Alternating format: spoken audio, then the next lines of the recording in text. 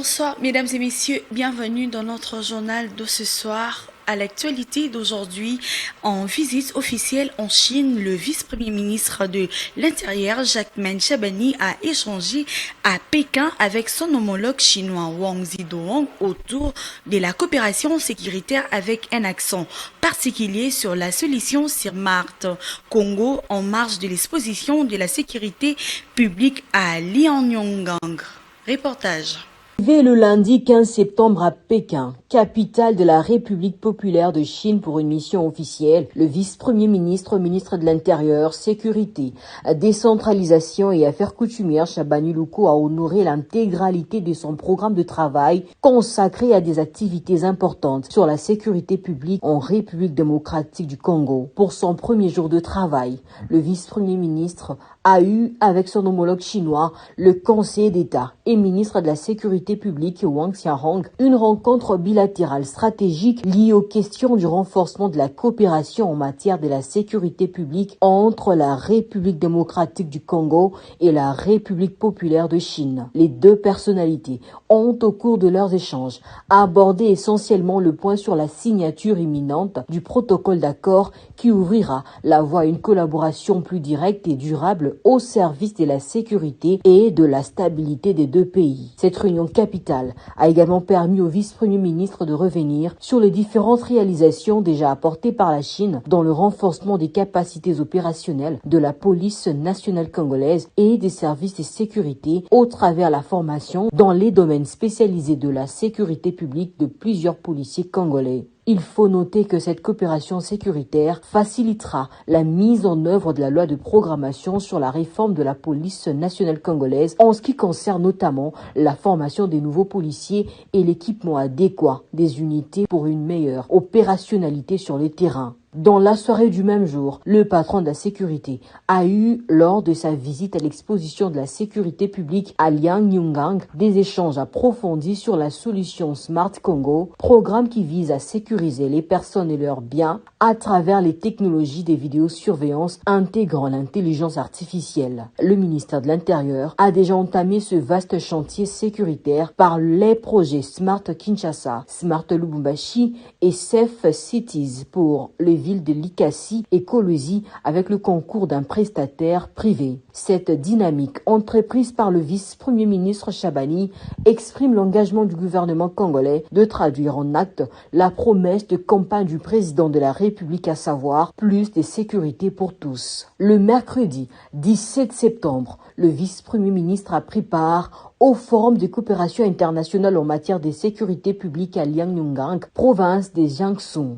Placé sous les thèmes « Façonner ensemble la sécurité publique mondiale, une action unie pour faire face à de menaces diversifiées », cette rencontre de haut niveau a rassemblé près de 2000 participants venant des 120 pays, régions et organisations internationales. Objectif, discuter sur la résolution des défis mondiaux des sécurités publiques par une coopération renforcée. Ces assises interviennent dans une dynamique sécuritaire importante au moment où la République démocratique du Congo fait non seulement face à l'agression rwandaise dans sa partie est, mais aussi à plusieurs défis liés à sa sécurité interne et externe.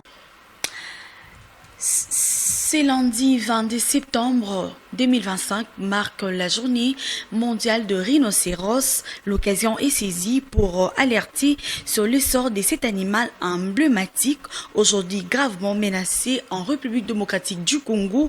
La situation est tout aussi inquiétante. Le rhinocéros, dont la présence est limite au parc de la Garamba dans le nord-est du pays, fait face au braconnage particulièrement. D'ample explication avec Christella Nyota. Sur le rhinocéros en République démocratique du Congo, braconnage de la destruction de son habitat, de l'indifférence qui règne toujours emblématique continue de disparaître dans un silence inquiétant au pays de Lumumba, où son dernier refuge se trouve dans le parc national de la Garamba dans le Haut-Ouéli.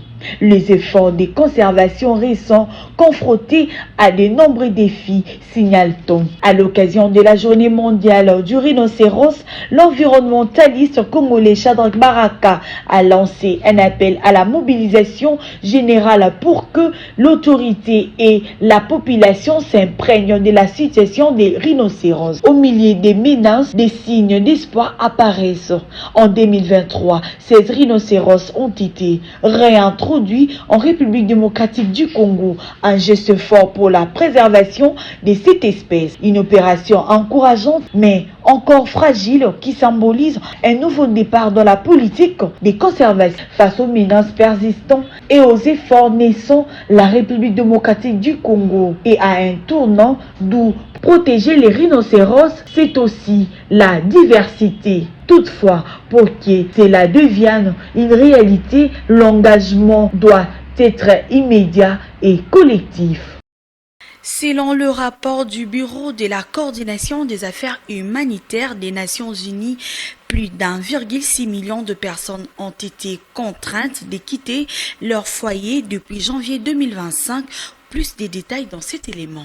L'Est de la République démocratique du Congo continue de payer un lot tribut en lien avec les violences armées. Selon le Bureau de la coordination des affaires humanitaires des Nations Unies, plus de 1,6 million de personnes ont été contraintes de quitter leur foyer depuis janvier 2025 en raison des affrontements entre groupes armés et des attaques ciblées contre le civil. Le province du Nord Kivu et de l'Ituri figurent parmi le plus touchés par les déplacements massifs. Les combats récurrents de population entre les forces régulières et les groupes rebelles ainsi que les violences intercommunautaires poussent chaque jour des familles entières à chercher refuge dans des sites improvisés ou au sein des communautés d'accueil déjà fragilisées. Face à cette crise persistante, les agences humanitaires appellent à un renforcement de l'assistance et à un soutien accru de la communauté internationale. Toutefois, l'insécurité continue de limiter l'accès des organisations aux zones les plus affectées. Au gouvernement congolais et ses partenaires de tout mettre en œuvre pour que ces populations déplacées retrouvent leurs milliers de vies. La Légion nationale d'intervention de la police nationale congolaise a organisé ce samedi 20 septembre 2025 une marche d'endurance à travers les artères de Kinshasa. Objectif, présenter cette unité de la police et augmenter les capacités opérationnelles de cette unité et de leur matériel. Kelvin Essingé et Samuel Boukar pour le reportage. Organisé ce samedi 20 septembre 2025 sur les artères de Kinshasa, notamment sur boulevard du 30 juin, Willery et Triomphal, la marche d'endurance de la Légion nationale d'intervention que dirige le général François Kabeya Makossa avait commencé au siège de cette unité de la police nationale située dans la commune de Kassavubu. Objectif, présentation des troupes, renforcement de leurs capacités opérationnelles, la cohésion de troupes face aux défis de la sécurité de la population et de leurs biens tels que, explique ici le général François Kabeya Makossa. La marche d'aujourd'hui, c'est le sport, c'est la routine pour nous, ce sont des repas, si on peut le dire ainsi, que nous sommes obligés de faire presque tous les jours parce que nous sommes une unité d'intervention. Nous devons normalement être aptes à remplir nos missions, à faire ce que nous pouvons faire pendant les opérations. Bon, j'ai été dernièrement au Lualaba, j'étais à Kolwezi, j'ai fait un saut à Likasi ainsi qu'à Lubumbashi. J'ai entretenu les éléments, de la même manière je leur ai dit qu'on est ensemble avec eux. Et ils doivent faire comme nous. Le sport est une obligation pour nous. Ça s'arrête aujourd'hui ou bien ça va continuer ce genre d'activité? Bon, je ne sais pas si avant moi ça se faisait régulièrement, je ne sais pas. Je n'ai même pas demandé. Et pour moi, c'est une obligation. Donc les éléments doivent être aptes, même si on ne les fait pas toutes les semaines. Le bloc programme va fixer sur les activités sportives. Habituellement organisé à l'intérieur de camps militaires, cet exercice s'est déroulé à travers la ville, dans les buts également de présenter le rôle que joue cette unité d'élite au sein de la police. Sous un soleil de plomb, les éléments ont parcouru l'avenue Triomphale en passant par Willery, puis le boulevard du 30 juin pour une causerie morale avec le troupe. Ensuite, ils ont emprunté le même itinérance pour terminer au siège de cette unité.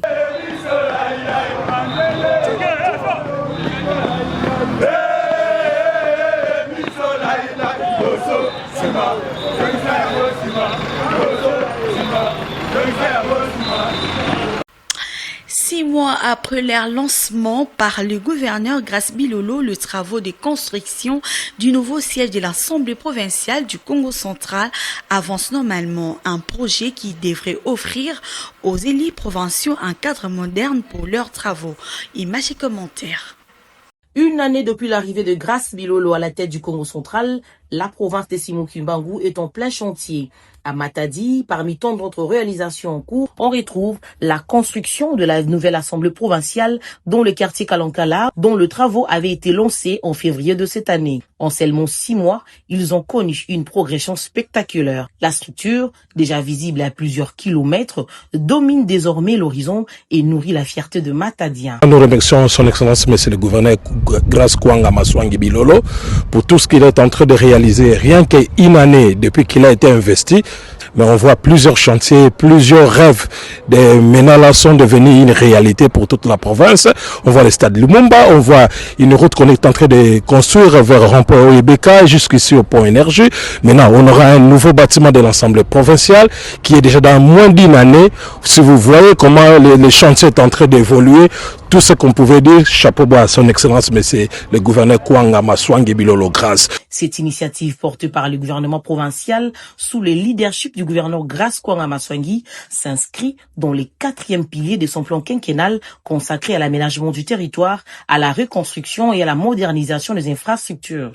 L'objectif est d'offrir à la première institution provinciale un cadre de travail moderne et fonctionnel tout en contribuant à la redynamisation urbanistique de la ville portuaire. Ces bâtiments conçus selon les standards modernes et réalisés par l'entreprise de génie civil SIC, Shandong Construct International, comprendra 2 bureaux spacieux, une grande salle de déniveau pour le plénière, plusieurs salles de réunion, un ascenseur ainsi qu'un vaste parking. De quoi permettre aux élus provinciaux d'exercer leur mission dans les meilleures conditions. Ces multiples salles de réunion serviront également de cadre pour la tenue de conférences de toutes sortes.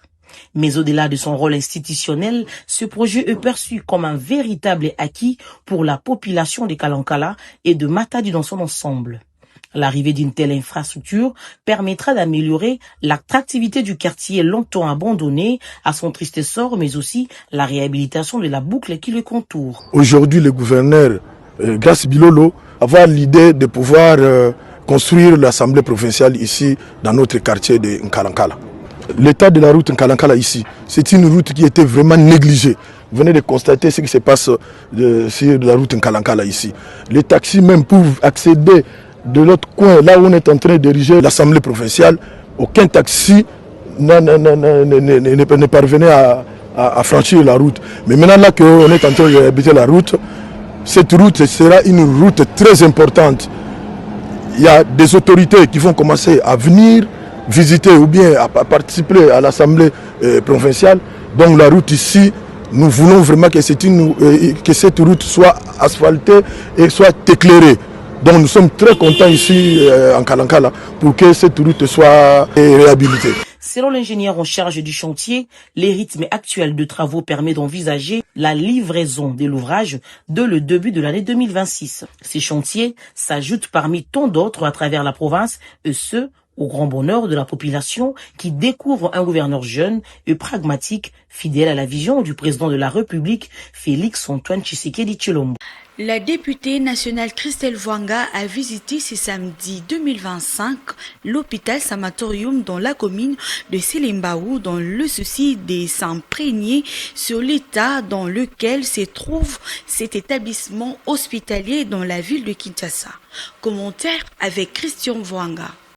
Dans les soucis de s'imprégner sur l'état dans lequel se trouve l'hôpital public Sanatorium, que le député national Christelle Vwanga a visité les installations de cet établissement qui se trouve dans sa circonscription électorale. Il était question pour cet élu de la FUNA de connaître aussi les dossiers de la prise en charge du cas des enfants souffrant d'insuffisance rénale après une augmentation inquiétante de cette maladie.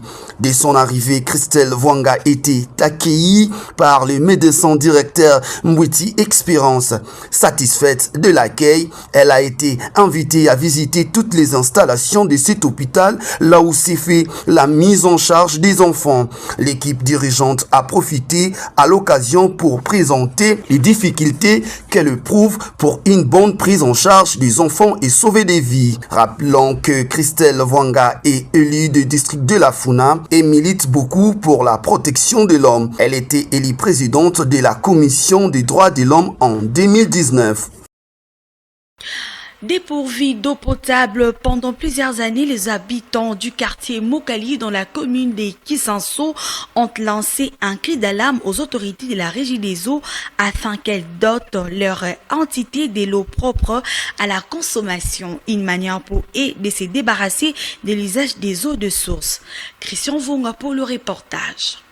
Les quartiers périphériques de la ville de Kinshasa manquent d'accès à l'eau potable, ce qui entraîne le risque sanitaire et des difficultés quotidiennes. C'est le cas du quartier Mokali dans la commune de Kisanso, où la population de ce coin de la capitale recourt aux eaux des sources et des ruisseaux pour subvenir à leurs besoins fondamentaux, cuisiner, laver des habits, se baigner et d'autres. Il faut signaler aussi que les habitants parcourent de longues distances à la recherche de cette ressource essentielle. La vie quotidienne est extrêmement difficile à Mokali, comme le témoigne cette mère de famille. Forage. Siko moni boy na utotoka ya mabulu. Po ba mpe batoka na ba air, ba fongola ngona ba air, ma ezaka pasi na pasi. Na utotoka mai, moni bidon yango. Na utotoka na mabulu ana mapango. Nga za vraiment na kisenso. Na bota mi na kisenso awa. Na koli na kisenso nga mope na komi mama na kisenso doki ka mabulu to mesani kana mabulu bambulu eze belé. Nga mona na koksi 50 tozana posa bati la biso ba pompe. En définitive, les habitants du quartier Mokali lancent un appel pressant aux autorités de la Régie des eaux afin qu'elles installent finalement les robinets dans ces quartiers pour le bonheur de cette population, car elle a droit aussi à la consommation de l'eau potable. Et voilà, c'est la fin de cette édition d'aujourd'hui. Merci de l'avoir suivi. L'actualité est en continu sur Youstra Télévision.